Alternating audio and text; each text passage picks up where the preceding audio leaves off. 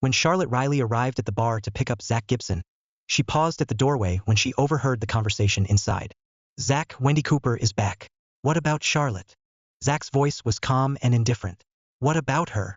You've been with Charlotte for 3 years. Now that Wendy is back, what will you do? Through the narrow gap in the door, Charlotte saw Zach light a cigarette. Smoke curled around him as he remained silent for a moment. Then, in a low voice, he said, I don't know. I don't want to hurt Charlotte, but I also can't let go of Wendy. One of his friends sighed. Wendy was your first love, the one who always lingered in your heart. You two had such a fiery, passionate relationship back then. It's no surprise you still can't forget her. Another friend interjected. Come on, though. Charlotte has been with you for 3 years. She's beautiful. And you still can't move on from Wendy? Zach rubbed his temples, his voice carrying a trace of exhaustion. Charlotte is gorgeous, no doubt. But the reason I pursued her? She reminded me of Wendy. For years, I was just searching for traces of Wendy in her. So she's just a stand-in? One of his friends sighed. Man, I actually feel bad for Charlotte. Someone else asked. So when are you going to break up with her? Zach flicked the ash off his cigarette. I don't know. Charlotte is obedient and understanding. Honestly, I'm a little reluctant to end things. A friend patted him on the shoulder. Zach, you can't have it both ways. You need to make a choice. Why choose? Another friend said lazily. Just keep dating both. And if you feel guilty about Charlotte, buy her some gifts. Women are easy to please. Zach let out a short laugh. Not everyone is like you, juggling 3 or 4 women at once. I'm not that reckless. Outside the door, Charlotte curled her lips in a self-deprecating smile and turned to leave. She walked along the riverside, replaying the past 3 years with Zach in her mind. 3 years. She had thought their love was mutual. But in the end, she was nothing more than a substitute for his first love. Standing by the river, she stared into the distance. The river flowed silently under the moon, forming a vivid contrast to the bustling city streets. A tear slid down her cheek. The fierce river wind lifted her hair. Charlotte made a decision. She took out her phone and dialed a number. Dad, I'm ready. I'll come home and go through with the engagement. The dark night made the streetlights seem even dimmer. Moths fluttered around the glow.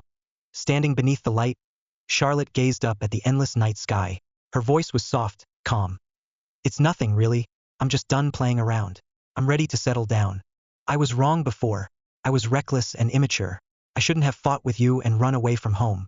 But I figured things out now. I'll head back to Jersey City once I've taken care of things here. Charlotte walked alone for a long time before finally returning to the Harmony Hill Villa. It was already past 10 at night. Mrs. Zimmer, the housekeeper, saw her come in and handed her a bowl of oatmeal. Miss Riley, you're back. This is the soothing oatmeal you made for Mr. Gibson, right? It got cold, so I reheated it. I was just about to bring it up to him when you walked in. Why don't you take it to him instead? Charlotte didn't say anything. She simply took the bowl and headed upstairs to the bedroom. She pushed open the door. The desk was empty. The computer screen was on, but Zach was nowhere in sight. The sound of running water came from the bathroom. The light was on. He was showering this early? She set the bowl down. The constant notification sound from his computer drew her attention. She moved the mouse and clicked it open. It was Wendy. Zach, I'm back. I'll arrive at Harbor City Airport at 11:30 tonight. Can you pick me up? The message was sent 10 minutes ago. So, that's why he was showering. He was getting ready to pick up his old crush. Zach, these past few years apart, I've never stopped thinking about you. I couldn't forget you. I regret choosing my career and going abroad over staying with you. We were both too proud. Neither of us knew how to give in. But deep down, I know you still have feelings for me. Don't you? I dated a few guys over the years, but none of them lasted. No matter who I was with, something always felt missing. Took me a long time to realize that I've only ever truly loved you.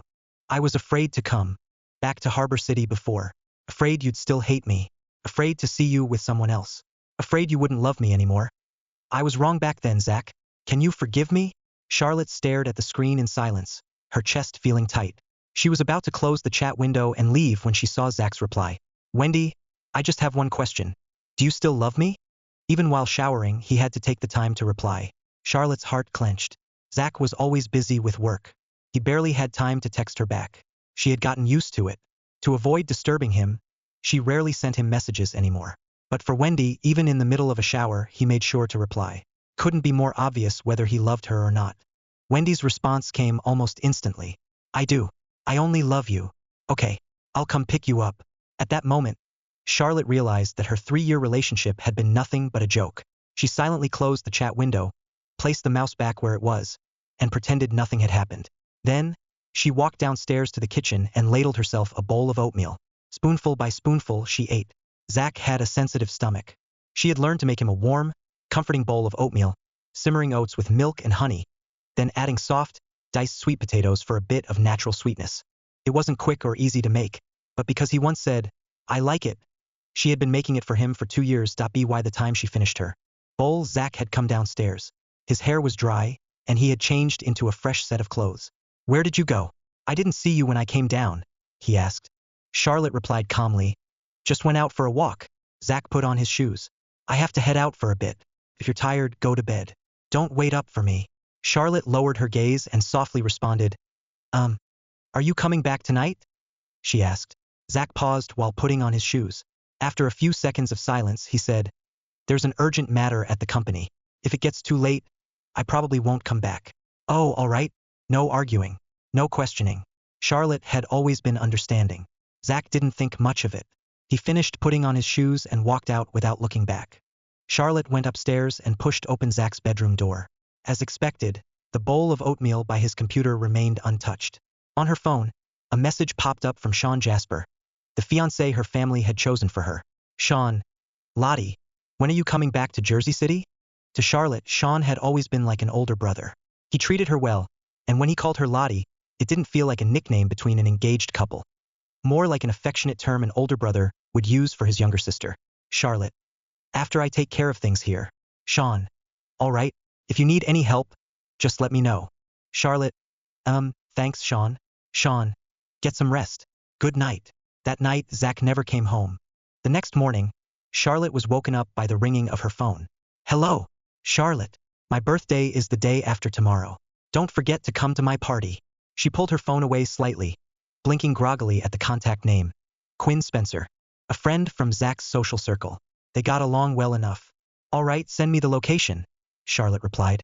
After hanging up, she got up, freshened up, and headed out to the mall to pick out a gift. She settled on a necklace from a well-known brand, the latest design, one that perfectly suited Quinn's style.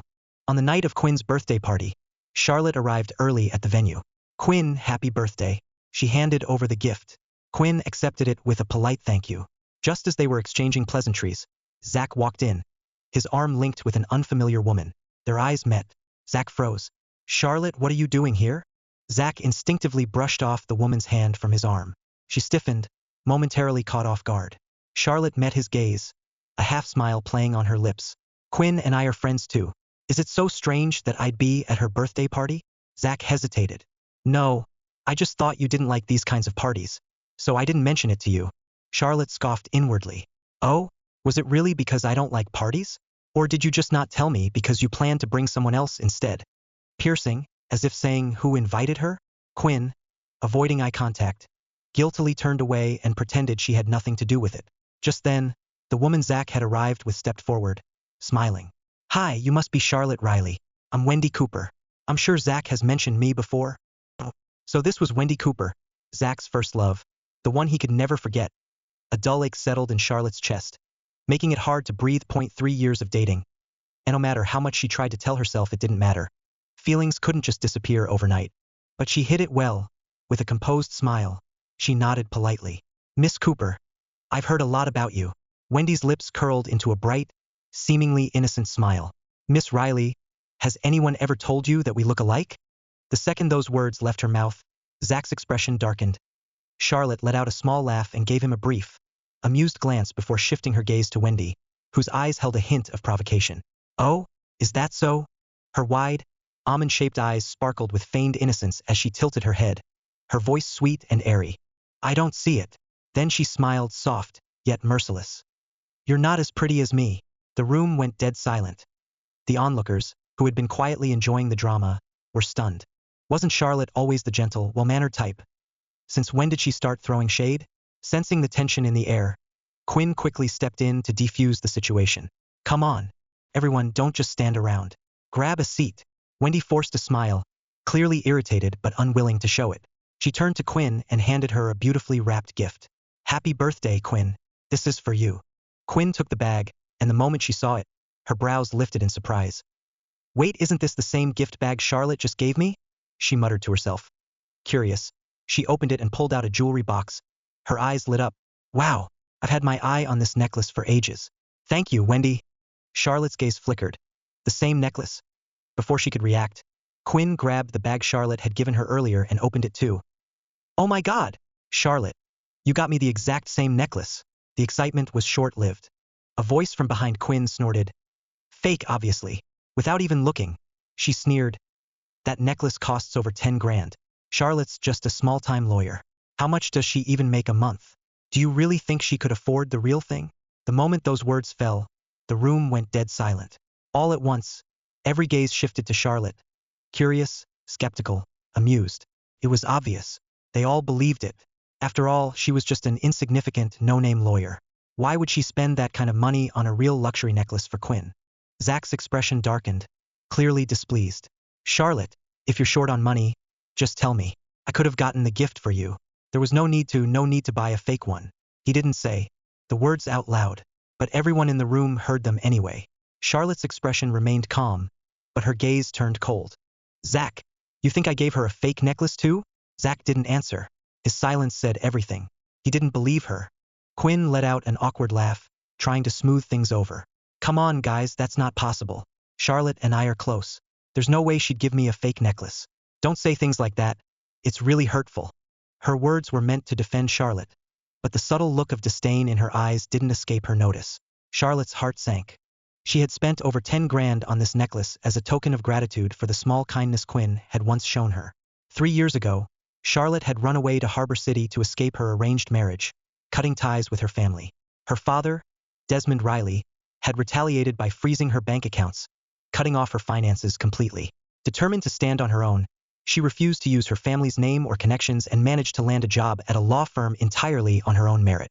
In her first year as a junior associate, she barely made $800 a month.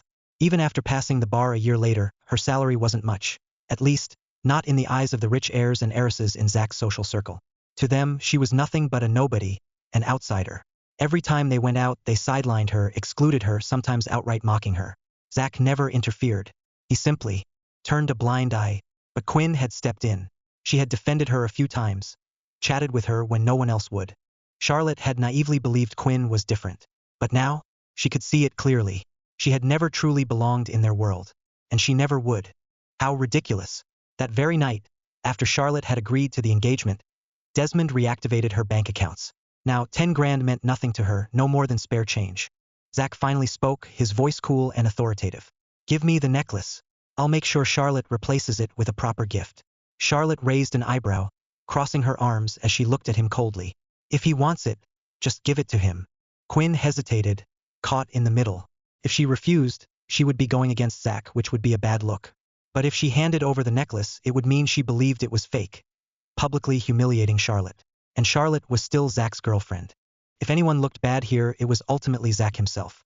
Under his piercing gaze, Quinn had no choice but to hand over the necklace. Just then, Wendy spoke up, her voice soft and gentle. Zach, don't blame Miss Riley. I'm sure she meant well. Zach remained silent, his face clouded with irritation. Someone in the group quickly suggested a drinking game to break the tension. Wendy eagerly joined in, flashing her usual charming smile. Charlotte, uninterested in the lively scene, quietly walked over to a sofa in the corner and sat down, scrolling through her phone. A few moments later, Zach followed and sat beside her, his expression still cold. Charlotte ignored him, keeping her eyes on her screen. After a long pause, he finally spoke in a low, firm voice. If you didn't have the money, you could have just bought something cheaper. That would have been better than gifting a fake. Charlotte didn't even look up. Her tone was calm, indifferent. If you think it's fake, give it back. Zach's jaw tightened. Do you have any idea how embarrassing this is for me? Charlotte shut her eyes, took a deep breath, then suddenly opened them. She turned to look at him directly. Her voice was calm, but her eyes burned with quiet fury. Embarrassing for you? Exactly how did I embarrass you? The receipts in the bag. You couldn't be bothered to check? Or do you need me to take you to the store, so you can verify it with a sales associate? Zach stiffened. For a moment he just sat there, speechless. Then, wordlessly, he reached for the gift bag and started searching for the receipt. Zach's expression finally eased as he looked at the receipt. The necklace was real. His tone softened. Why didn't you just say you had the receipt? Charlotte let out a cold laugh. Didn't feel like it. With that, she returned to her game, fingers tapping the screen as if he weren't even there. Zach sat in silence for a while before finally lowering his voice. Sorry, I misunderstood you today. Charlotte pretended not to hear him, fully focused on her game. Zach didn't say anything else, but he didn't leave either. His gaze, however, wasn't on her. It was on Wendy. Charlotte finished her game and glanced up, only to catch him staring at Wendy. Across the room, Wendy had just lost a round of the drinking game. Her friends cheered as they pushed another drink into her hands. At first, Zach restrained himself. But the moment she tipped back her third glass and reached for a fourth, his expression darkened. Suddenly, he shot up from his seat, striding across the room. Before Wendy could take another sip, Zach snatched the glass from her hand. Your stomach's still weak, and you're drinking this much? Wendy, do you have a death wish? The once lively room fell into a stunned silence. Everyone turned to look at them. Wendy, clearly irritated, met his angry gaze and sneered. Why do you care? You're not drinking anymore. Zach swept a sharp, warning glance across the room. His voice was ice cold. I dare anyone to make her drink again. Nobody dared to meet his gaze. Charlotte sat on the sofa, watching the ridiculous spectacle unfold before her, her lips curling into a mocking smirk. Wendy suddenly got up, reaching for the glass Zach had taken from her. Zach lifted it higher, keeping it out of her reach, determined. Wendy stood on her toes, stretching toward the drink. She lost her balance. With a startled gasp, she fell straight into Zach's arms. Zach instinctively caught her, his free hand tightening around her waist. Careful, he murmured. It's been years, and you're still just as clumsy. Wendy, her cheeks flushed from alcohol, leaned into his chest, tilting her head up at him with a playful pout. Zach, you're so annoying. The crowd burst into cheers and teasing laughter. Just as Zach was about to say something, he glanced up and unexpectedly met Charlotte's ice-cold gaze. It was as if Zach had just remembered that his girlfriend was still here. Snapping back to reality, he quickly let go of Wendy's waist and took a step back, as if waking from a dream. His friends, realizing the awkwardness of the situation, immediately jumped in to smooth things over. Come on, let's keep playing. Wendy, your stomach isn't great. Skip the drinks. Just do truth or dare instead. Yeah, truth or dare works. Zach, now composed again, returned to the couch. He thought Charlotte would be jealous, maybe throw a small tantrum, but she said nothing. That complete indifference unsettled him more than anger ever could. For some reason, he had this nagging feeling that Charlotte felt different tonight. A strange silence stretched between them. Zach hesitated, wanting to say something, to explain. But just then, the room burst into laughter and cheers again. Wendy lost again. Truth or dare? Charlotte didn't even need to turn her head to know that Zach's attention had already shifted. I'll do dare. Wendy smirked, then turned to Zach, eyes gleaming with something unreadable. Someone handed her a stack of folded slips. Here, pick one. She casually pulled a paper from the pile. The moment the guy next to her unfolded it, his eyes widened. His gaze flickered between Wendy, Zach, and Charlotte. A curious girl peeked over his shoulder. What did she get? Let me see. The second she read it, she gasped sharply. The room buzzed with excitement. What is it? Come on, what's the dare? The guy cleared his throat, then announced, kiss a random guy in the room. As soon as the words fell, Zach's entire expression darkened. The temperature in the room dropped instantly. Wendy, however, seemed completely unfazed. With a playful grin, she turned toward a good-looking guy sitting nearby. Ethan, would you mind kissing me? Ethan Lincoln snuck a glance at Zach, whose expression looked murderous. He didn't even dare to breathe. Seeing that he wasn't responding, Wendy stepped closer, reaching up to hook her arms around his neck, about to press her lips against his. Enough! Zach's sharp voice rang through the room. Unable to control himself any longer, he grabbed Wendy's wrist and yanked her away. Without another word, he stormed out, dragging her with him. The room fell into stunned silence. Slowly, all eyes turned to Charlotte. She picked up a glass of juice, took a sip, and smiled lightly. Why are you all looking at me? The group quickly looked away, some pretending to drink, others casually chatting, acting as if nothing had happened. Charlotte took another sip, and with it, she felt the last bit of warmth drain from her heart. In all the years she had known Zach, he had always been calm, composed, and indifferent to everything. Tonight was the first time she had ever seen him completely lose control. After finishing her drink, Charlotte got up and went to the restroom. Just as she was about to step out of the stall, she heard voices by the sinks. Is Zach crazy? He just left his girlfriend behind and ran off with Wendy. Ugh, isn't it obvious? Wendy's the one he actually cares about, right? Did you see his face when Wendy almost kissed Ethan? He looked like he was about to kill someone. Poor Charlotte. She just had to sit there and watch her own boyfriend lose his mind over another woman. Honestly, she's just a stand-in. Yeah, at this rate they'll break up soon. Anyone can see Zach is still in love with Wendy. Yeah, the girl's words caught in her throat. Through the mirror, she saw Charlotte step out of the bathroom stall behind them. She shut her mouth immediately. The other two girls saw her too. Without another word, they lowered their heads and hurried out. Charlotte walked up to the sink, calmly washing her hands.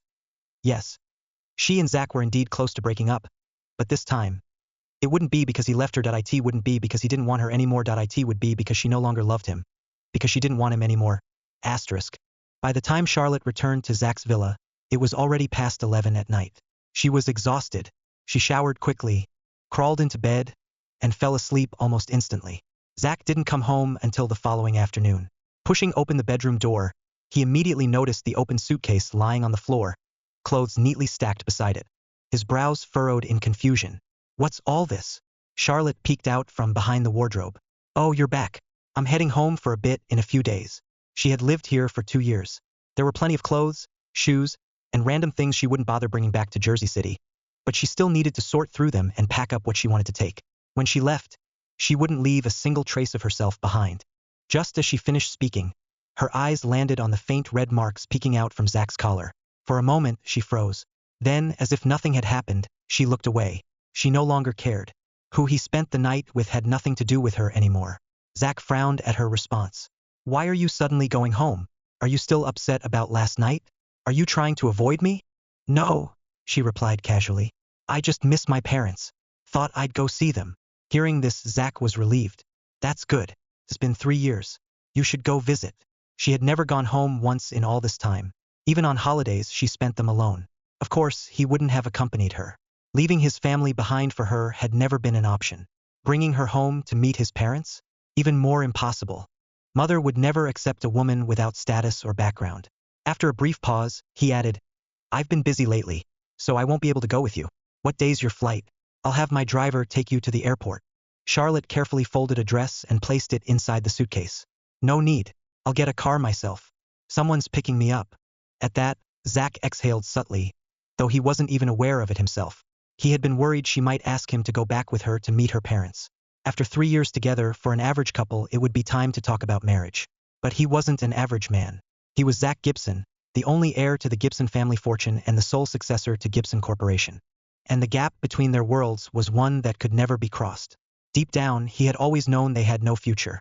There was no point in meeting her parents, no point in discussing marriage. Thankfully, Charlotte seemed to understand this too. She never clung to him, never asked him to take her home. Thinking about it now, Zach once again felt a sense of appreciation for how obedient and understanding she was. Even after last night, when he had recklessly left her behind to chase after Wendy, she didn't throw a fit, didn't cry, didn't even question him. She made things so easy. For the past 3 years, she had never checked up on him, never gotten jealous, never fought with him over his flings. Just then, his best friend's voice echoed in his mind. Keep dating both. And if you feel guilty about Charlotte, buy her some gifts. Women are easy to please. Maybe he really could marry Wendy and keep Charlotte as his lover. After all, a woman like her would never find another man like him. She loved him too much to ever leave him. Yes, he would wait until she came back from Jersey City, and then he would talk to her properly. Zach glanced at her packing and said casually, Take care on the way. Let me know when you get home. And when you're back in Harbor City, I'll come pick you up. Charlotte lowered her gaze and replied softly, All right, I won't be coming back. She said it only in her heart. Zach seemed like he had more to say, but just then, his phone rang. After answering the call, he turned back to her. I have to head out. Last night was my fault. I shouldn't have left you there alone. I bought you a gift. My assistant will drop it off soon. Charlotte responded with a simple, indifferent, Zach didn't linger. He turned and walked out. Moments after he left, her phone lit up with a message from Sean. Lottie, the engagement ring I had custom-made for you at Chomet Paris has arrived at their Harbor City boutique. Stop by whenever you have time. Chomet Paris was one of the world's most prestigious luxury jewelry brands. Charlotte had only agreed to the engagement a few days ago. Yet the ring was already here? Had it been ordered in advance? She didn't ask. She simply replied with a short, Okay, asterisk at the Chomet boutique. The sales associate greeted her warmly, presenting the ring with a bright smile. Miss Riley, this is the custom engagement ring Mr. Jasper designed for you. Charlotte picked it up and examined it closely. A 5-carat rare blue diamond, encircled by delicate pink and colorless diamonds, sparkling brilliantly under the lights. It was so breathtakingly beautiful it almost looked unreal. The inside of the band is also engraved with your initials alongside Mr. Jasper's, the associate added. Charlotte turned the ring slightly, inspecting the engraving inside. SJCR. Clearly, a great deal of thought had gone into this design. Slipping the ring onto her finger, she found the fit to be perfect. It's gorgeous, the associate remarked sincerely. Just as Charlotte was admiring the ring, a familiar voice suddenly cut through the boutique. Charlotte Riley, what are you doing here? Charlotte frowned slightly and turned around. At that very moment, Zach subtly let go of Wendy's hand. Wendy's eyes darkened for a fleeting second, but she quickly regained her composure, as if nothing had happened. Charlotte, however, wasn't surprised in the least. Of course, Zach would be here with Wendy. She flashed a sweet, carefree smile. Trying on rings. Zach's expression darkened instantly. He took a few steps forward, his gaze fixing on the engagement ring on her finger. Charlotte held up her hand and tilted her fingers slightly, letting the massive diamond catch the light. So, she asked with a bright smile, isn't it beautiful? A flicker of anger flashed in Zach's eyes. No, he said coldly. It's ugly. They both knew exactly what that ring represented. Zach had always assumed Charlotte was obedient, sensible, and knew her place. He never thought she would actually dare to reach for something that wasn't meant for her. Marriage? That was something he could never give her, and Charlotte was never worthy of it. He remained silent, his expression unreadable. Wendy, standing beside him, smiled pleasantly. What a coincidence, Miss Riley, she said lightly. Zach and I are here to look at rings today too. Charlotte let out a cold laugh in her mind. So the phone call Zach had taken earlier, the one he had vaguely referred to as something urgent, was nothing more than Wendy asking him to go shopping with her. She had called him to help pick out a ring, and he had dropped everything to accompany her. Zach didn't offer an explanation. He didn't even bother to deny it. His silence was all the confirmation she needed. Wendy's gaze drifted toward the engagement ring on Charlotte's finger. TSK. That blue diamond in the center had to be at least 5 carats. And the surrounding halo of rare pink diamonds? This ring had to be worth at least 7 or 8 million. She really had the nerve to try it on. Did she not feel embarrassed, knowing she couldn't afford it? But Charlotte barely reacted to Wendy's thinly veiled provocation. She simply let out a disinterested, "Oh." She then continued admiring the ring on her hand. She had to admit that Sean had excellent taste. She was very satisfied with this ring. Miss Riley, that ring is absolutely stunning, Wendy said with a smile. Charlotte beamed. Isn't it? I think so too. Zach's expression turned even darker. Take it off, he ordered. Charlotte tilted her head slightly, feigning confusion. Why? Zach clenched his jaw. Why are you even trying on rings? What? Are you trying to pressure me into marriage? His voice grew sharper. Let me make this clear. I will never marry you. For a split second, Wendy's lips curved into a barely noticeable smirk. She hadn't needed to say anything at all. Zach had delivered the final blow himself. Miss Riley, Wendy continued, her voice light and airy. Zach and I are here today at Mrs. Gibson's request to look at rings. The Mrs. Gibson she was referring to was none other than Monica Miller, Zach's mother. Wendy's meaning was clear. I'm the one Zach's mother has chosen. The Gibson family has already accepted me. So don't even think about marrying into their family, Charlotte. Charlotte studied the pair standing in front of her and almost laughed out loud. She had merely tried on her fiancé's custom-made engagement ring. And yet here they were, one so self-absorbed, convinced she was desperately clinging to a man who didn't want her, and the other so eager to flaunt that she had Monica's approval. But seriously, the Gibson family? That tiny harbor city, nouveau riche household? Her father wouldn't even consider them worthy. Oh, got it. Charlotte's tone was completely indifferent, as if none of this mattered. Both Wendy and Zach froze for a second. Why didn't she care? Wendy studied Charlotte's face carefully, searching for even the slightest trace of jealousy or resentment. But her expression was flawless and completely unreadable. For the first time, Wendy wasn't sure. Was Charlotte pretending not to care? Or did she really not care at all? Zach's expression had already turned stormy. Charlotte Riley, do you think this is funny? Did you know Wendy and I were coming here to look at rings today? So you showed up on purpose to wait for me? Let me make this clear. You and I will never happen. If you're trying to pressure me into marriage, it's useless. Marriage is about compatibility. With your background, how could you ever be a match for me? His words were sharp and relentless. Just look at yourself right now. It's embarrassing.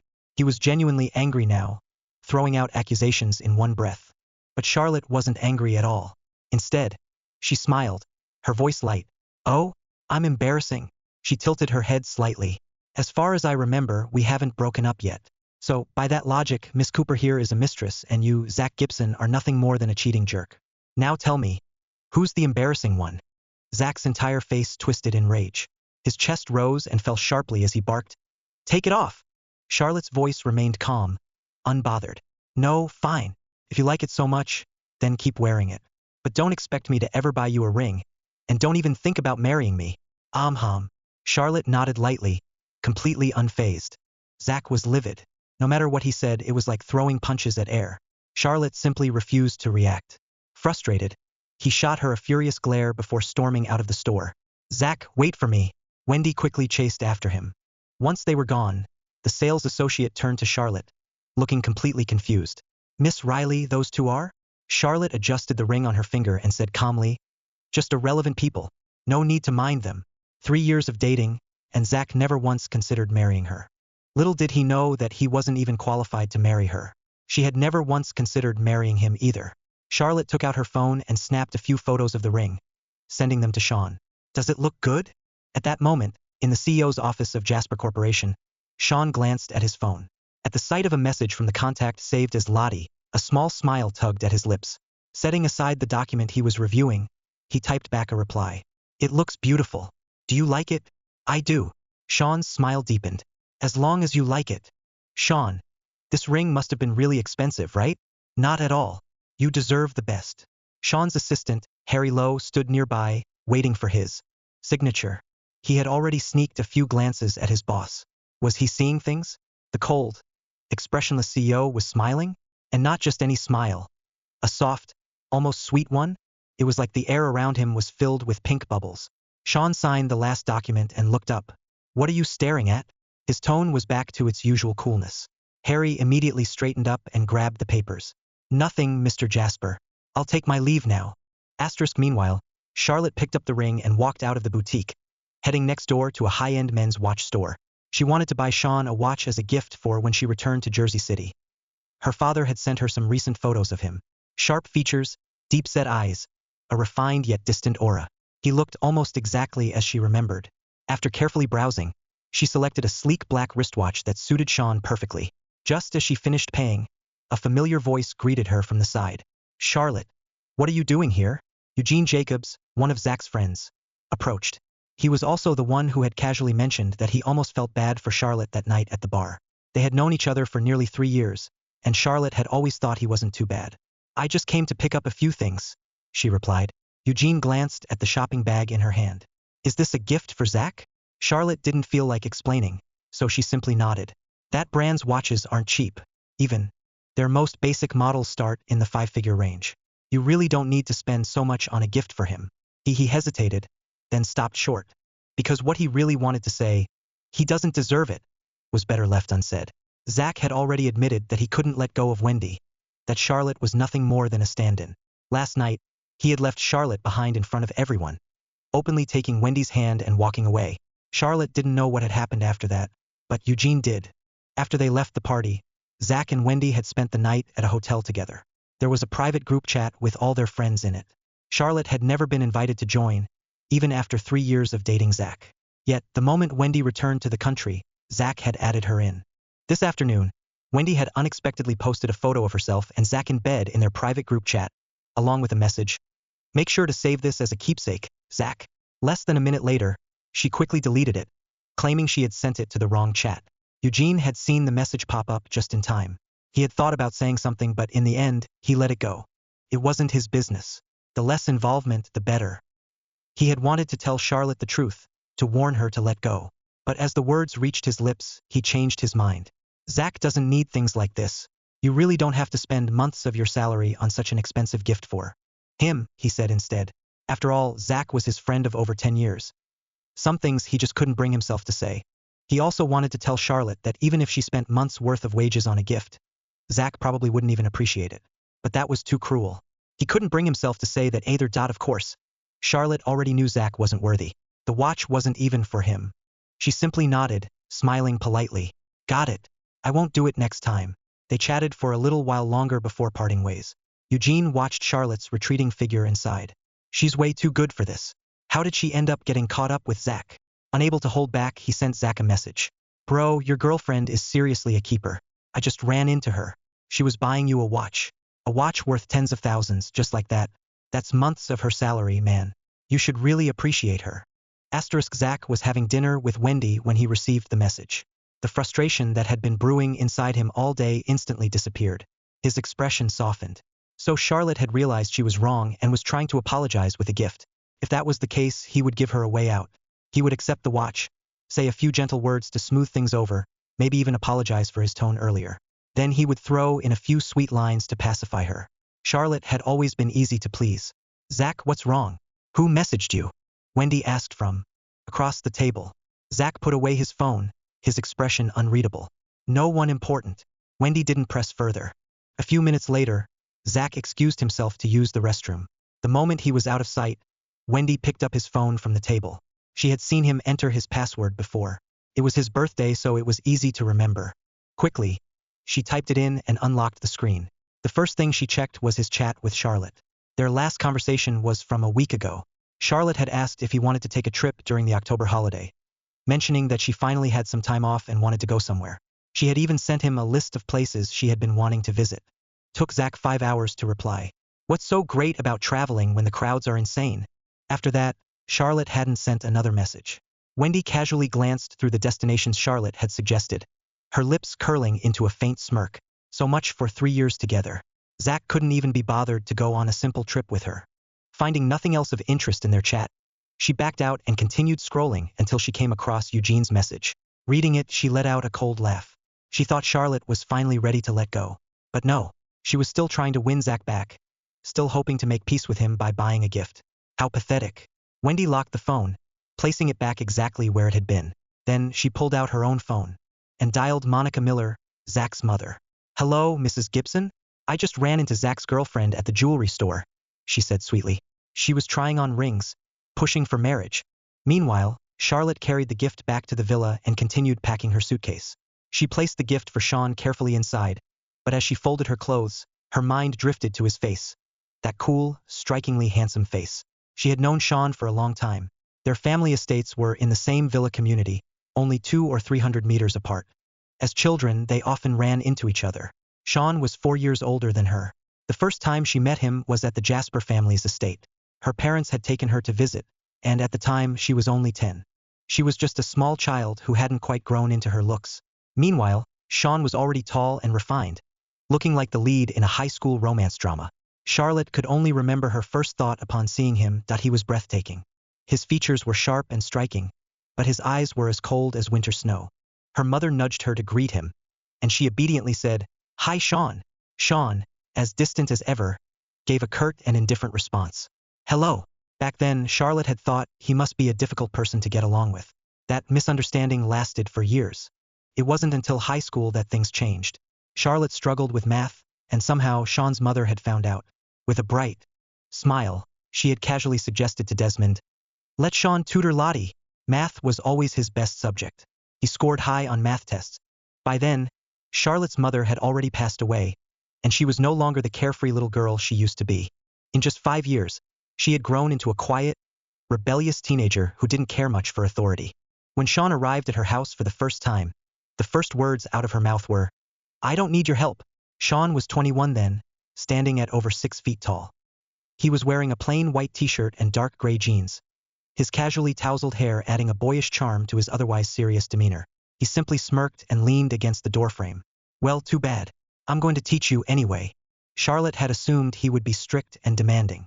She was wrong. After glancing through her math test, Sean merely furrowed his brows before patiently walking her through every mistake. One question after another, he explained everything without the slightest hint of frustration.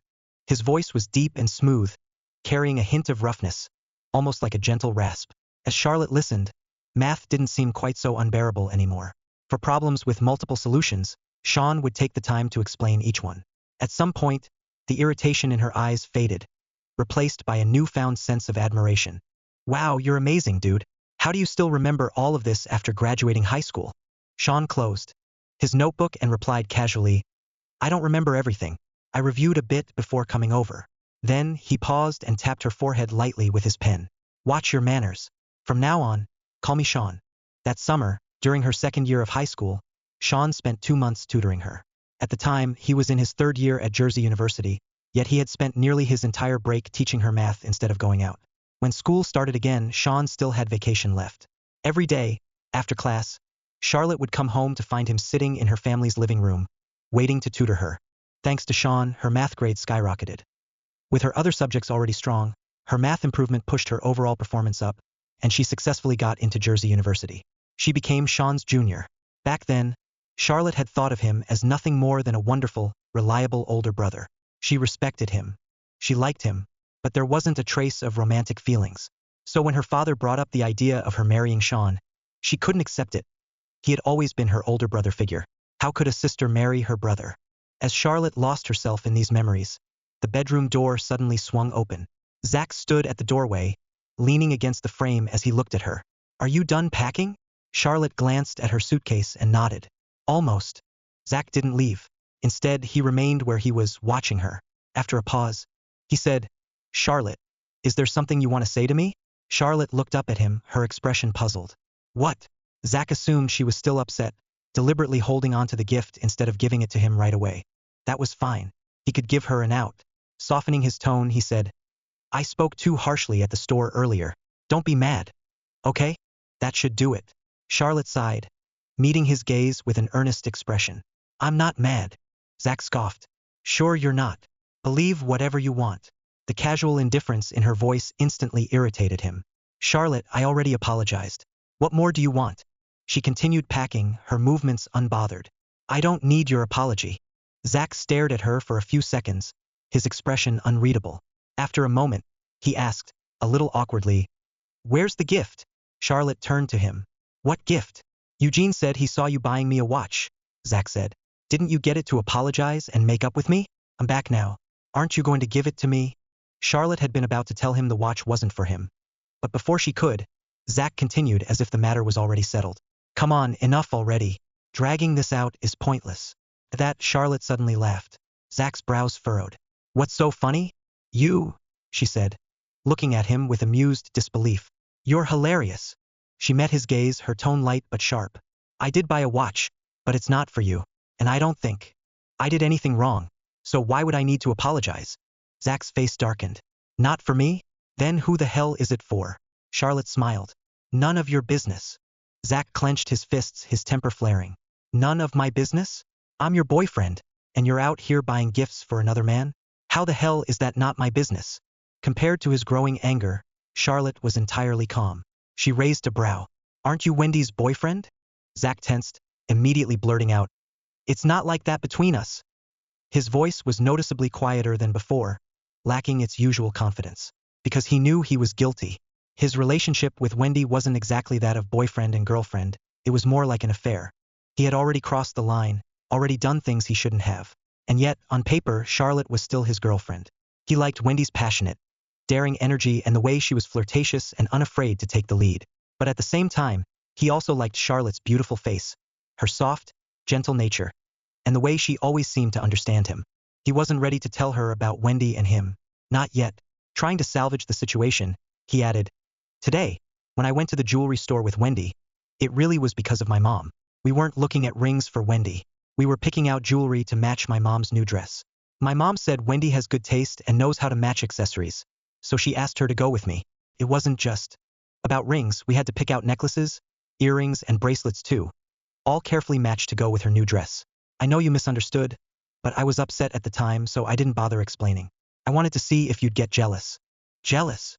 Charlotte's eyes turned icy. Oh, so now you care whether I'd get jealous? Charlotte, I'm sorry. Zach tried to smooth things over. She cut him off.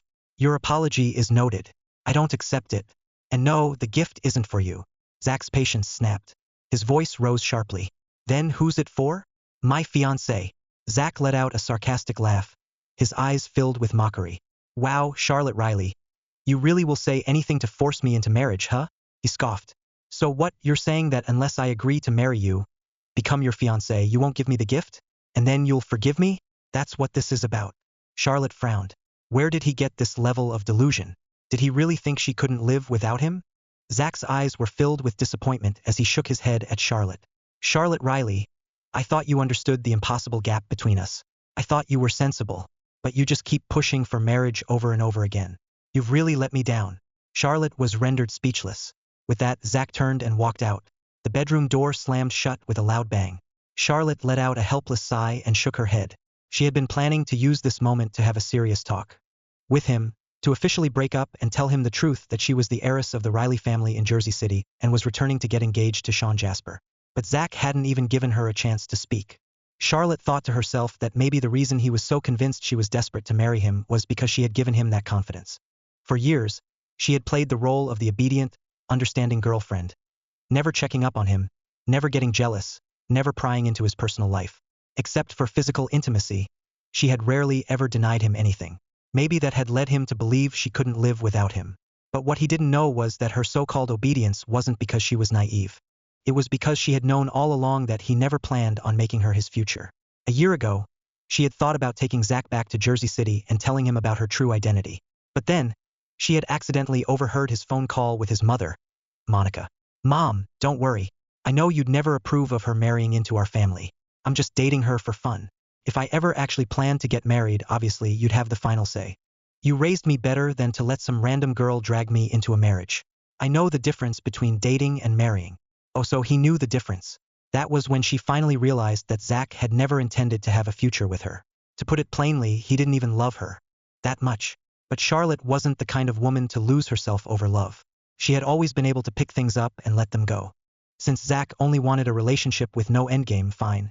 She went along with it. At the time, she needed companionship, needed emotional warmth in a city where she had no one. That was all. She had protected herself well, her first kiss and first time still untouched. So why hadn't she left earlier? Because at the time she had still liked him. And she had gotten used to him being there. Emotions were complicated. They weren't always black and white, all or nothing. After overhearing that phone call, she had never mentioned her family background again. But after finding out she was nothing more than a substitute for Wendy, she suddenly found everything meaningless. She could accept that there was no future between them. She could accept that he didn't love her as much as she once thought. But she could not accept that he had been using her as Wendy's replacement. She was Charlotte Riley. She was her own person. Asterisk, however, Charlotte never expected Monica to show up at her door. The woman was dressed in a deep blue silk dress, her ears and neck adorned with sapphire jewelry, and on her finger sat an enormous pigeon egg-sized diamond ring, the same shade of blue as her outfit. Seemed Zach was right. His mother was indeed the kind of person who would buy an entire set of jewelry just to match a dress. Monica looked at her with an expression as if she were examining something she found distasteful. Her eyes were filled with criticism. You must be Charlotte Riley? Monica's voice was indifferent, her tone carrying an air of condescension. Charlotte remained polite. Hello, Mrs. Gibson. Monica stepped inside, her gaze sweeping over the room before finally settling on Charlotte. I've heard all about you and Zach. She sat gracefully on the couch, her legs crossed at an elegant angle. Her posture was refined, but her words were rough. Do you really think a girl like you is good enough to marry into the Gibson family? Charlotte sat down on the single-seater sofa beside Monica. She showed no hint of nervousness, her gaze calm and steady as she met Monica's eyes. I have no intention of marrying into the Gibson family. Monica, of course, didn't believe her. She gave Charlotte a slow, deliberate once-over, sizing her up from head to toe. So this was the girl her son had been dating for 3 years? She had to admit that Charlotte was undeniably beautiful, with striking features and an air of quiet confidence. Even though she came from an ordinary family, she didn't carry the restraint or insecurity that many girls from less privileged backgrounds did. Earlier, Monica had deliberately thrown out a condescending remark at the door, expecting to see Charlotte flustered or embarrassed. But not only had she remained composed, she had even greeted her politely, her tone poised and self-assured. But so what? At the end of the day, she was nothing more than a gold digger chasing a fantasy. No matter how well she played her part, she would never truly belong in their world. Monica's tone carried an unmistakable sense of superiority. You don't have to pretend in front of me. I'm a woman too. I know exactly what's going on in your head. It's not surprising that you'd be drawn to a rich heir like Zach. Someone like him doesn't come around often, does he? I bet he spent quite a bit of money on you, hasn't he? Charlotte replied evenly. I'm not interested in his money. Monica let out a mocking laugh, her eyes sharp and cold. Oh, cut the act. I've seen plenty of girls like you, playing innocent, pretending you're not after his money. But if you really weren't, would you have gone after Zach in the first place? At that, Charlotte actually laughed. Mrs. Gibson, are you saying your son has nothing to offer except money? You! Monica's expression darkened with rage, her breathing turning sharp and uneven. She glared at Charlotte. Sharp-tongued little thing. And to think Zach told me you were sweet and well-mannered. He must have been blind. Charlotte took a slow sip of tea, completely unfazed. Monica scoffed, narrowing her eyes. No manners at all. A proper young lady would know to pour tea for her elders. Charlotte flashed her a fake smile. Oh, sorry, Mrs. Gibson. There aren't any extra cups, and I figured you'd probably be too disgusted to drink from mine. So I thought, why bother? Besides, it's not like you're dying of thirst, right? Monica's chest rose and fell sharply. Where on earth did Zach find this shameless, ill-mannered girl? Taking a slow breath to regain her composure, she continued, I came here today to make one thing clear. Our family isn't a place for just anyone to marry into. If you're hoping to marry Zach, forget it. It's never going to happen. Charlotte nodded casually. Sure. Monica narrowed her eyes. Wendy Cooper is the daughter-in-law I've chosen. Her family has been close with ours for years, and she's Zach's first love. You'd best give up and pack your things while you still have some dignity. Charlotte's lips curled into a faint smile. She suddenly remembered the conversation she had overheard a while ago. Zach had been on the phone, talking about how Gibson Corporation's financial situation had taken a hit. Several projects were stalled, and losses were piling up. At the time, she had actually considered helping him. Even though Zach assumed she came from a modest background and never considered marrying her, they had still been together for 3 years. There had to be some feelings there, at least. She wasn't heartless. Helping him out wouldn't have been completely out of the question. That night, when she went to pick him up from the bar, she had planned to discuss investing in Gibson Corporation. She knew her father would never agree to invest since she had fallen out with her family. But her cousin, Stephen Sullivan, was now in charge of the Sullivan Corporation, one of the country's top 10 corporations. And Stephen had always spoiled her. If she asked, securing funding for Gibson Corporation wouldn't have been an issue. But then, she had overheard Zach's conversation that very same night. She was just Wendy's replacement. Pulling herself from her thoughts, Charlotte refocused and looked at Monica. Don't worry. I'll be leaving for my hometown in a couple of days and won't be coming back. Monica hadn't expected it to be this easy. For a moment, she was caught off guard. That's it? Charlotte was this easy to get rid of? Not even asking for a single cent. Something about it felt off, but she couldn't quite put her finger on it. Charlotte glanced down at her watch. That's all I have to say. I have things to do, so I'll be heading out. Without waiting for a response, she stood up, grabbed her bag from the bedroom, and left. Monica sat there for a second, stunned. She just left? As the realization sank in, Monica's expression darkened. Unbelievable. No manners at all. She muttered angrily to herself. I didn't even say I was leaving, yet she walked off first. Does she even have any respect for her elders? She had deliberately dressed in her most extravagant jewelry set today, hoping to intimidate Charlotte and make her feel the vast difference between their statuses.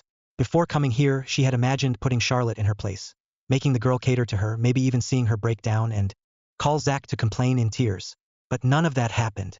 Instead, Charlotte had been calm, indifferent, and entirely unbothered. And she left before Monica even had the chance to feel victorious. Furious and unwilling to stay any longer, Monica stormed out of the villa, already thinking about how to complain to Zach about Charlotte. She had never been this dissatisfied with a girl in her life. The driver was already waiting at the entrance. Monica had just gotten into the car when her phone rang. Seeing Wendy's name on the screen, she took a deep breath, calming her anger, before answering in a gentle tone. Wendy, my dear, I just met Zach's so-called girlfriend, and let me tell you, she has absolutely no manners. It was truly an eye-opener. You know what they say, you can dress her up, but you can't teach her class. A spark of delight flashed through Wendy's eyes. Perfect. Charlotte had managed to offend Monica. Even if Zach was reluctant to break up now, there was no way they would last. Speaking in a soft, soothing tone, Wendy said, Mrs. Gibson, don't let her get to you. She's just some classless nobody. Not worth your time. In Wendy's eyes, girls without wealth or status were all the same. They were unsophisticated and out of place. Even if Charlotte wasn't technically from a small town, she might as well have been. Monica huffed. You're the one who's truly likable, Wendy. That girl at least knows what's good for her.